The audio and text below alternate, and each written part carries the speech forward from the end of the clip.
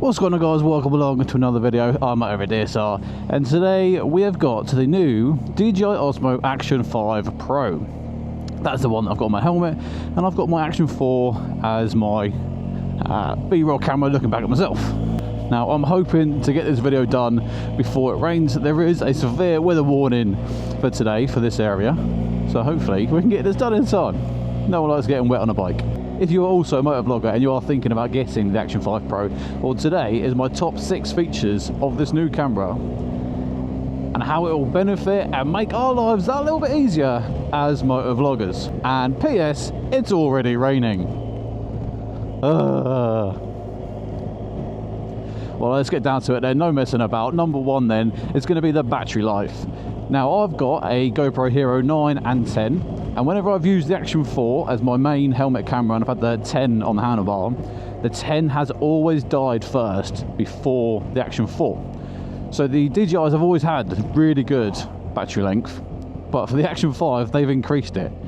Now they always go for the best numbers, and they say that a single battery with its new 1950 milliamp hour size will get you 4 hours of continuous use. What they don't say, I believe that is in 1080p. I don't film in 1080, I film in 4K.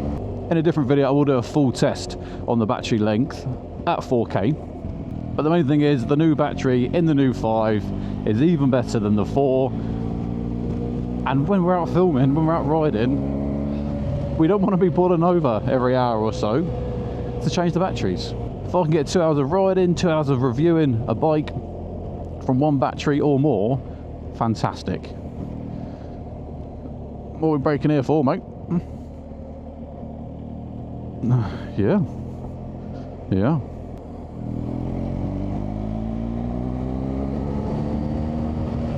The other thing surrounding the batteries that I really like is I've got a 4 with 3 batteries, and I've now got a 5 with 1 battery, and the 1 battery is the new and improved bigger size. But what I like to see is I can still use the batteries from the 4 in the 5, and vice versa. This new battery also fits in the Action 4. So I've got my carry case, my charging case, so I can just whack them all in there, charge them up, and then it doesn't matter which one I pick out, it's put in which camera, I know it's good to go. And then the second best feature then is that the new camera, I don't know why it hasn't been done before, has an internal memory of 48 gigabyte. So what that means is if you forget to pick up your memory card, which I've done a couple of times where I've been out filming the day before, extracting the footage on the computer, and I've just forgot to take it out of the computer, put it back in the camera, and then I've gone out the next day to film again, and I can't. So this has 48 gig of internal memory, and then when you do put in your memory card, you can then switch between which location you want it to save on. It's just that little lifesaver in the back of the box where you're like, oh, haven't got it, no worries, I can still film. And you still get something like an hour and a half or something, or an hour and 50. I'll put the numbers on the screen in 4K. Me personally, if I'd known I'd left a memory card at home, I'd put it in probably 2.7K and extend that time, of which the 48 gig would allow me to record for. I don't know why other action cameras haven't done this before.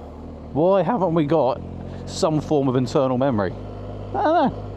But well done, DJI. So I keep lifting my visor because it keeps steaming up when I'm talking. Okay, then coming in at number 3, they've got the new feature of where you can track a subject.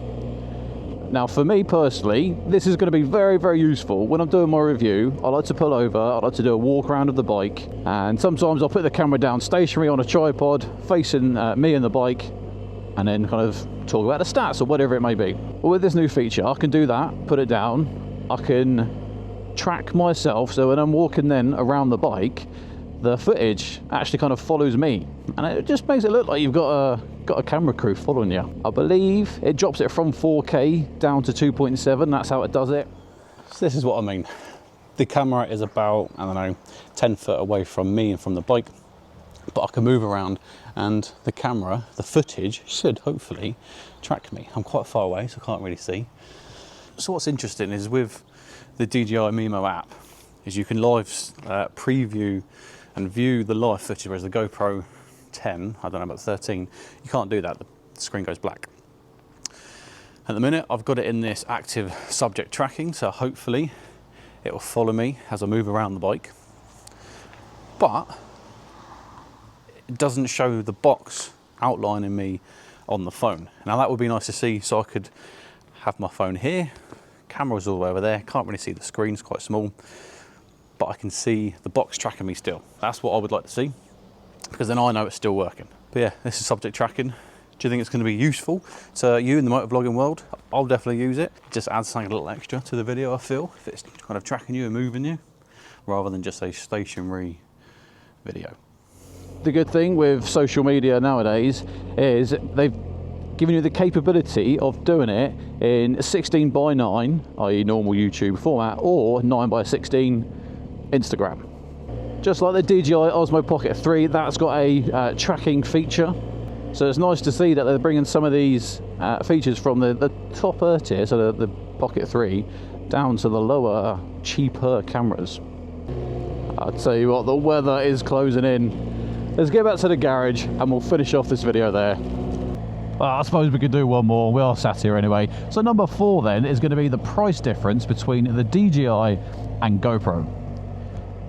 Now, if you've seen one of my earlier videos why I'm getting rid of the GoPro, I'll leave a link top right hand corner. But ignoring my personal problems with GoPro, the price for the DJI Action 5 Pro in a standard combo, so nothing extra, is £329. And the new GoPro 13 Black is coming in at £400. So straight away, you've saved yourself 70 quid. And not only that, you've got a better camera. You've got reliability. Thing doesn't overheat. Battery doesn't expand and get stuck in the GoPro. Audio records. I've got no issues in thinking, is this audio recording? Because I know it is. And as a backup, if it wasn't, it records onto the mic anyway. I don't mind paying top tier money if what I'm buying is the best and it works, and the customer service behind it is fantastic. Problem is, my GoPro 9 and 10 both had problems, and I had zero confidence in GoPro support. Oh, it means that if you want to go GoPro, you crack on. Don't come to me complaining when it's broken. Lovely weather. Time for a new pin lock, I think. Now the 5th feature that I really like, and I will do a full video on this, is this has a super light capability now. So, pardon me, on the previous Action 4, you had a low light enhancing mode, whereas this has a proper dedicated super night option. So rather than picking video, you swipe across and then you got super night. Now for reference, I feel like you can see into the back of the garage quite well. Now, give me a second. There we go. So yeah, you can see in the back of the garage quite well. I've got 0 lights in this garage, I've got no electricity.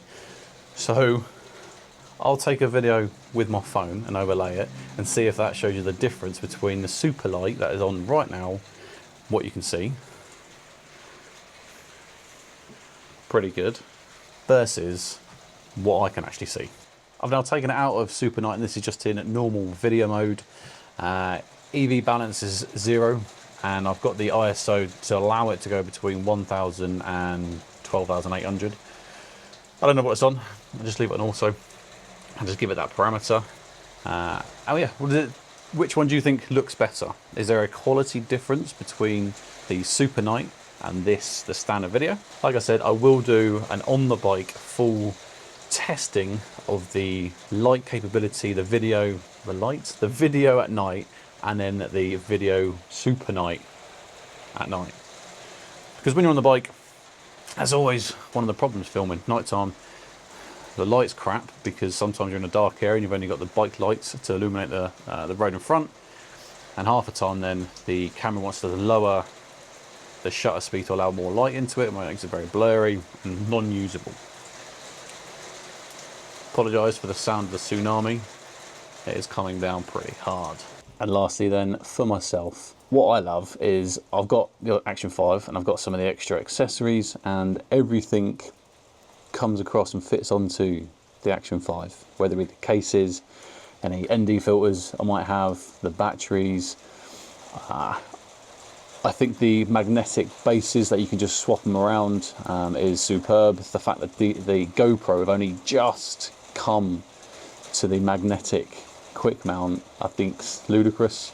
And yeah, just the fact that you can save your money by using accessories from the 4. So you could sell your 4 and just keep the accessories and then just put them with the 5. But for me, I'll be selling the GoPros. There will be out of here, Action 5 on the helmet, Action 4 on the handlebars. Looking back to myself. I'm going to chuck in one more thing that I like, because I haven't actually got it yet. It is on order, it should be arriving today. Is the fact that the new 5 can have 2 DJI Mic 2s connected at the same time. So for me and the channel, this means that when Zoe does come out with me and we pull over and we're doing like a stationary vlog, sitting around a table chatting, we can both have a mic and we can have the one camera. Whereas before, we'd have to have different cameras with different mics, and then later on I'd connect it all in post in the editing. And then if she's not with me, the one thing I can do is have this in the helmet like I do normally, and then her one can be in my back pocket, it can be in the side bag, to try and pick up the surrounding sound of the engine or the exhaust. And then I can overlay that on the footage.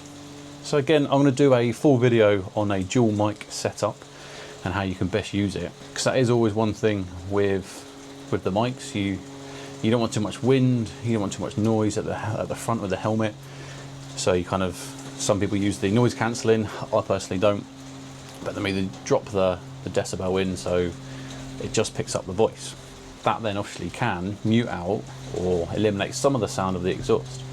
And sometimes it is nice to hear the exhaust note, especially if you are on a bike with a nice exhaust. So that's something we'll try out and we'll see if it works. If you've already done something similar where you've used another mic for the exhaust, what did you find best? What did you put it in? Kind of how did you protect it? But how did you then get nice clean audio through the mic? Let me know in the comment box below. When it does start raining, I will get out and I'll do some more testing with the Action 5 on the BMW GSA. But if there is any questions that you want answering to do with the Action 5 or any videos you want making, let me know and I'll add them to the to-do list. If you've enjoyed this quick video, give it a thumbs up, more importantly subscribe to the channel, helps me keep growing. There's nothing else to say, but if you can, go out and ride, and if it's raining, get inside. Till next one, ride safe.